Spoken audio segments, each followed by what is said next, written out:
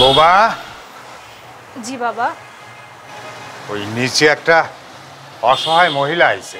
তো বাবা আমি কি করব?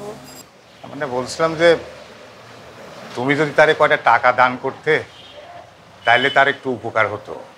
দেখেন বাবা, আপনি দু একদিন পর পর একে ধরে নিয়ে আসেন, ওকে ধরে নিয়ে আসেন, এটা দিয়ে দেন, টাকা দেন। আমাদের নিজেদের সংসার চালাতেই তো আমরা হিমশিম খেয়ে যাচ্ছি।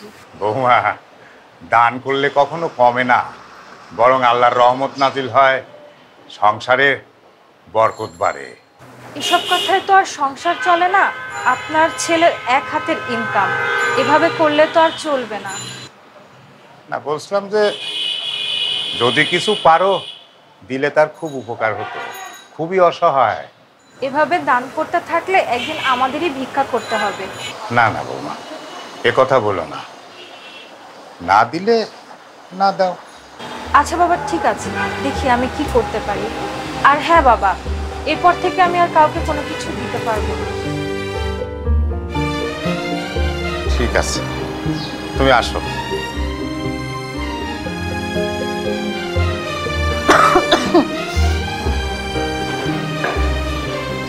বৌমা, এই হলো সেই অসহায়।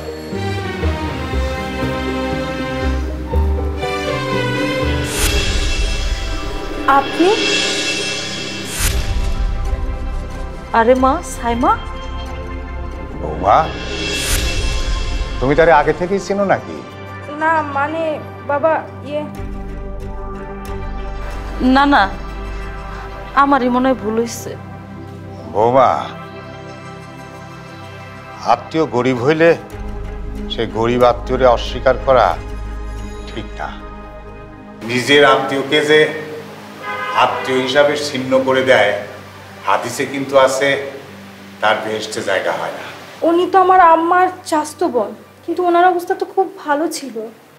আসলে আমরা তো এখন বাবা মা ভাই বোন ছাড়া আর কারো খোঁজ রাখি না।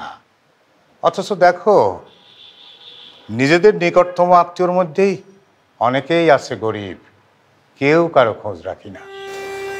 অহংকার রে মা, অহংকার। পোলা মায়া লইয়া অনেক অহংকার করছি, মাই সেরে মানুষগুলো গণ্য করি নাই। তাই আল্লাহ আজ আমারে মাইসের দ্বারা ভিক্ষা করে দিয়েছে।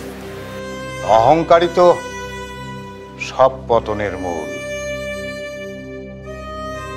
আসলে আল্লাহ কখন কারে কি অবস্থায় রাখবে সেটা আমরা কেউ বলতে পারি না, তিনিই সব জানেন। যাই হোক, আপনি যদি আপনার ভুল বুঝতে পারেন, আল্লাহর কাছে ক্ষমা চান, তিনি ক্ষমা করতেও পারেন। দিন রাত আল্লাহর কাছে কান্দাকাটি করি, আল্লাহ যদি মাফ করে। বৌমা, দাও তোমার খালারে যা দেওয়ার দিয়ে দাও। না না না না, আর শোনেন, আপনার যদি ভবিষ্যতে আবার কখনো ঠেকা বাঁধা পড়ে, প্রয়োজন হয়, আপনি আসেন। আল্লাহ আমাদের যতটুকু তৌফিক দেয় আমরা সহযোগিতা করব। ভালো থাকিস রে মা, তোর শ্বশুর খুব ভালো মানুষ। আল্লাহর কাছে দোয়া করি আল্লাহ যেন ওনারা নেক হায়াত দান করে। আমি যাই রে মা। খালা, ইফতার কইরা যান। না রে মা, পোলা মায়া দুটা বাসায়, চিন্তা করব। আমি গেলে একসাথে যাই ইফতার করব। তোরা ভালো থাকিস।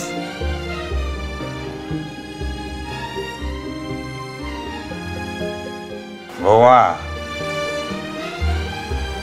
তোমার এই খালা, তার অবস্থা তুমি কইলে একদিন খুব ভালো ছিল, আর এখন সব তার ইচ্ছা। সেই কারণেই কোনো মানুষ সেই ঘৃণা করতে নাই, কাউরেই কখনো ছোট ভাইব না। জি বাবা। বাবা আমি তাহলে যাই।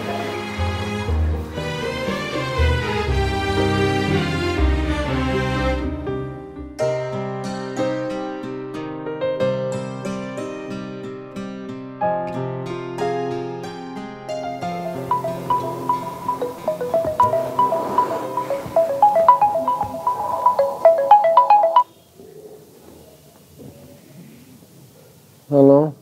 আসসালামু আলাইকুম। ওয়ালাইকুম আসসালাম। কি ব্যাপার, এখনো ঘুমাচ্ছ কেন?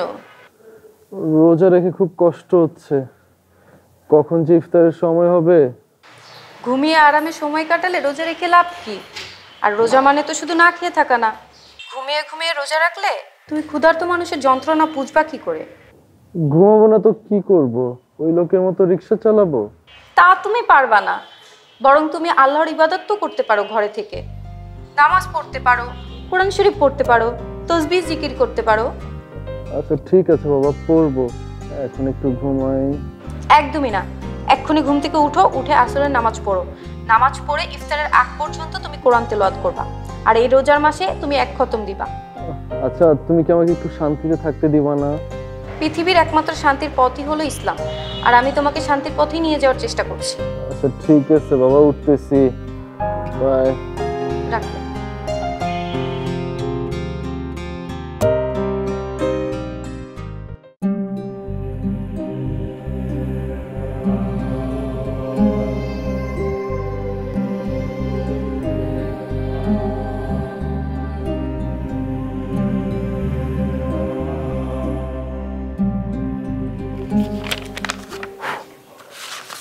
সাইমা, সাইমা একটু এদিকে শোনা।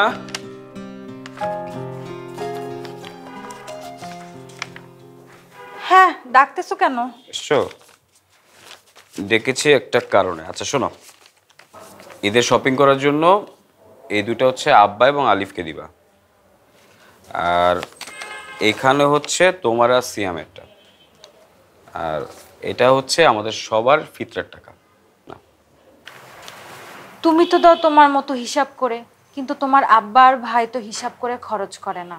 আব্বা তো পারে না, আমাদের সহ দান করে দেয়। আচ্ছা তুমি তো জানো যে বাবা সবসময় একটু এরকমই, নিজের প্রয়োজনেরটুকু মানুষকে দান করে দেন। এই যে ফিতরার টাকা তো মানুষকে দিয়েই দিবে, নিজের শপিং এর টাকাটাও দিয়ে দিবে। আচ্ছা শোনো, বাদ দাও, বাবা যাকে খুশি তাকে দিক। শোনো, তুমি কিন্তু সিয়ামকে নিয়ে তাড়াতাড়ি শপিং মলে গিয়ে শপিংটা সেরে ফেলো, কারণ হচ্ছে শেষ দিকে কিন্তু মার্কেটে বেশ চাপ থাকবে। আর যখন যাবা তখন আব্বার জন্য একটা পাঞ্জাবি নিয়ে এসো প্লিজ, কারণ বাবা তো নিজেটা মানুষকে দিয়ে দেয়। না না, আমি পারবো না। তুমি যখন পাঞ্জাবি কিনতে যাবে তখন তুমি বাবার জন্য একটা পাঞ্জাবি কিনে নিয়ে আইসো। আর এই রোজা রেখে আমি শপিং মলে যেতে পারবো না। সন্ধ্যার পরে আমি হুট করে যাব, হুট করে চলে আসবো। আচ্ছা একটা কথা বলি, তুমি কিন্তু হাসি মুখে সবার আবদার রাখো, আব্বাকে, আলিফকে, আমাদের সবাইকে প্রচন্ড ভালোবাসো, তাহলে ম্যাডাম সবসময় এরকম মেজাজটা খিটমিটি করে রাখেন কেন? তুমি তো কয়টা টাকা হাতে দিয়ে তোমার দায়িত্বটা শেষ। আমার তো হিসাব করে সংসারটা চালাইতে হয়।